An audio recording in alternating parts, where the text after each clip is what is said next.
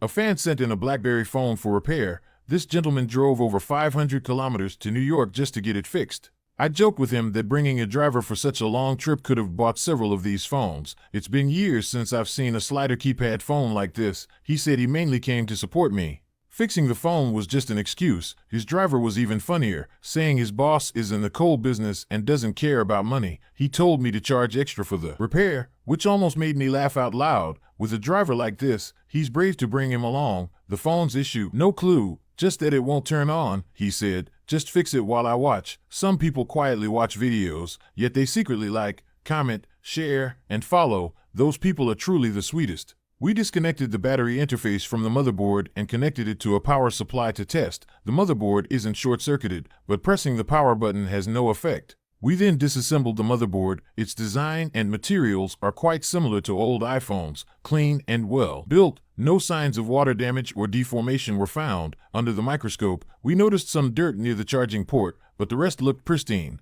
We soldered a lead wire to the motherboard's positive terminal and triggered the power button using tweezers. A single board boot test showed it at startup current. It seems the power button failure is due to water damage. The power button is part of a flexible cable running beneath the battery. We removed the battery and the button's ribbon cable. Under the microscope, we found the button severely corroded. We removed the damaged button and cleaned the solder pads. Then, we replaced it with a salvaged button from another phone. After reassembling and connecting the battery, pressing the power button showed the BlackBerry logo. It turns out the power button failure was indeed caused by water damage. Touchscreen functionality was also normal. The owner's pattern lock was so complicated that it took a while to unlock. A basic functionality test showed everything was working fine. However, there was a black spot on the screen. The owner said it didn't matter and wouldn't blame me if I caused it. The driver interjected, saying the black spot had been there for 2 years. This driver really came along just to stir things up. The owner mentioned that the charging port felt loose and asked for a checkup. Upon inspecting the motherboard,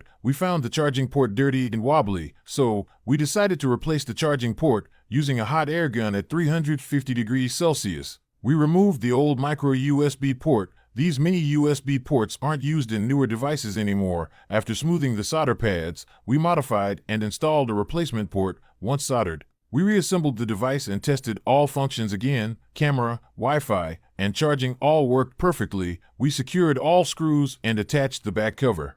The owner said he bought this BlackBerry during the peak of his coal business. It was the most glorious time of his life. Now, as BlackBerry fades, so has his prime. Perhaps it's a lament for an era gone by. At this moment, the driver chimed in again, saying, "Boss is so poor now, he's only got money left." We've launched a charity project, with all proceeds from this video dedicated to rescuing stray cats. If you'd like to help these helpless fur babies, feel free to send a gift in the comments. Even a small gesture under $1 can make a big difference.